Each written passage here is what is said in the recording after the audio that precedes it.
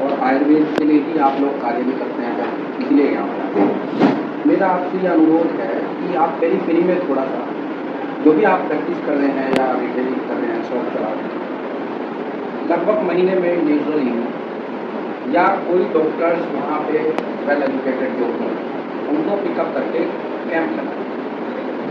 कि देखिए च्यवनप्राश सभी खाते हैं, आयुर्वेद को च्यवनप्राश का सीमित नहीं रहना।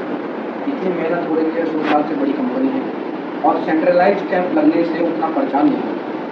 सहारनपुर में अमित जी के प्रयास से और राजीव भैया के आशीर्वाद से ये एक श्रृंखला चली है पिछले 2-3 साल से। मैं देख रहा हूँ, इससे पहले मेरे नॉलेज नहीं है, आप कैंप करते हैं, लेकिन आप अपने इंडिविजुअल संस्थान पे, अपनी शॉप पे, अपने मेडिकल स्टोर पे इस तरह आयुर्वेद टर्म को हाईलाइट कीजिए। कपड़ा हमेशा रायवाला में ज़्यादा बिकता है, एलोपैथिक सबसे ज़्यादा बाजोरिया रोड पे चलता है। तो जो एक कंपटीशन की भावना है कि हम यहाँ पे कैंप लगाएंगे तो बगल वाले को बेनिफिट ना हो जाए, वो भी आयुर्वेद की दवा बेचता है, तो उस मानसिकता से ऊपर उठ के जितना भी आप पे कैलिबर है आप किसी को बुला सकते हैं लोकल में जो, लेकिन कोशिश ये रखनी चाहिए कि आप प्रशिक्षित चिकित्सकों को बुलाएंगे तो उससे आयुर्वेद का मान सम्मान बढ़ता है। आप किसी को भी बिठा के प्रैक्टिस कराएंगे तो एक जो जनता के बीच में आयुर्वेद की इमेज है वो कभी नहीं करेंगे। हो सकता है आपके पास अच्छे खासे कैंप हैं, लेकिन जनता की नज़र में आपको वो ऐसे ही देखा जाएगा देखो देसी जड़ी बूटी वाले डॉक्टर हैं या इनका एक मेडिकल स्टोर है। तो आपको जो व्यक्ति आपको रोजगार दे रही है, आपके परिवार को इतना श्रम पालन पोषण कर रही है, उससे बढ़ के आपका भी दायित्व है कि आप एक आयुर्वेद टर्मिनोलॉजी को एक सिनेरियो डेवलप कीजिए कि आयुर्वेद एक वैकल्पिक चिकित्सा नहीं है। हमने इसको side by side line parallel treatment लेके चलते हैं, जबकि एक मेन लाइन ऑफ ट्रीटमेंट। मैं अपने गर्व से कहता हूँ मैंने अब तक एक सिंगल पैरासीटामोल पिछले 8 साल में क्लिनिक पे नहीं लिया, जबकि मैं डेंगू का भी, चिकनगुनिया का भी इलाज करता हूँ और भी ऐसे केसेस हैं। कोई पेन किलर मैं नहीं लेता।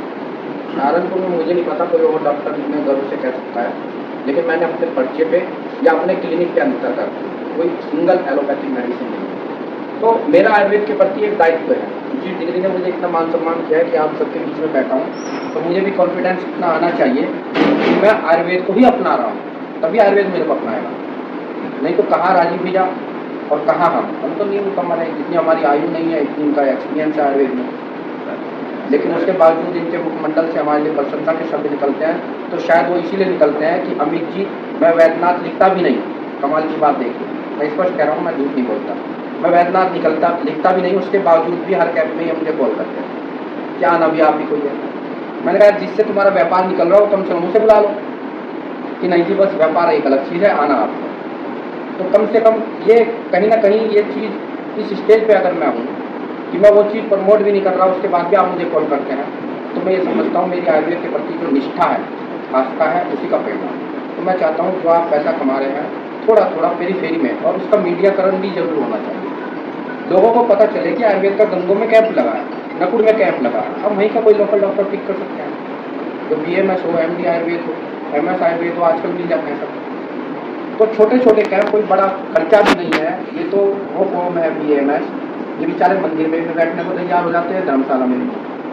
तो थोड़ा आप इस चीज़ को जो एक साल में एक बार लग गई है, एक साल में कम से कम 20 कैंप अगर आयुर्वेद के हों तो 20 न्यूज आयुर्वेद की जो है अखबार में जाएगी, और उससे एक सीनेरियो, सोशल सीनेरियो डेवलप होता है कि भाई आयुर्वेद वैकल्पिक चिकित्सा नहीं है, साइड बाई साइड वाली चिकित्सा नहीं है, ये एक मुख्य चिकित्सा है। तो हो सकता है जो आज आप प्रयत्न कर रहे हो वो आपकी संतान को उसकी रॉयल्टी मिलेगी, क्योंकि कल को आपका व्यापार आपकी संतान ही संभालेगी। लेकिन अगर हमने अपना सोचा कि आज बेच लो बस आंवला का जूस, कल देखी जाएगी घर जाके तो हम जो है विटामिन C खा रहे हैं, तो वो उस आस्था से बाहर निकलिए। अगर आप आयुर्वेद के प्रति समझ सकते हैं तो खुद भी कम से कम ये समझ लीजिए 100 रुपये की अगर दवा खाते हैं तो 60 से 70 रुपये की आयुर्वेद की खाते, 30 रुपये की एमरजेंसी के लिए छोड़ दीजिए।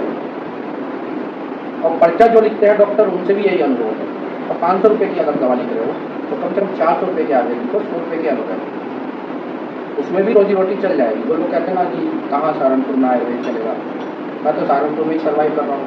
नंबर ऑफ पेशेंट ज़्यादा नहीं है नो डाउट, लेकिन इतने कम भी नहीं है कि मेरे पर्सनल खर्चे ना चले। तो मैं तो प्योर आयुर्वेद से जब सर्वाइव कर रहा हूँ, तो मेरा अनुरोध यही है कि इस मीटिंग को इस तरह लें कि यहाँ से जाएँ तो कम से कम अखबार में दिखना चाहिए कि आयुर्वेद के कैंप लगते हैं, आयुर्वेद कोई चिकित्सा पद्धति है। आप जो मेडिकल स्टोर लेके बैठे हैं वो आप एक प्रशिक्षित चीज़ को बेच रहे हैं, ये नहीं कि वही चल रहा है, नहीं मकीन खतरा जान वाला पुलिया वाली कल्चर। अब तो बहुत एक्सपेक्ट तक जो जैसे उन्होंने बताया कि अल्कोहलिक का हाइड्रो एक्सपेक्ट पर बात होने लगी है, तो वही काम जो है महासुदर्शन घनवटी करती है, जो पैरासिटामोल करती है। आप खा के देखिए, अगर आपका पहले बुखार ना निकले तो मेरे पास से जाना, मैं आपको जो है पहले पैरासिटामोल से पहले बुखार उतार दूँगा। दवा मेरी हो सब अपना कॉन्फिडेंस लेके जाइए, नहीं तो खाना तो सरकार सब घर से ही खाते हैं। आप खाना खाने थोड़ी ना आए हैं। हो सकता है बहुत लोग ऐसे हों कि जो होटल का खाना यार नहीं आए, ज़्यादा नहीं खाएंगे, एक रोटी और कम खाएंगे।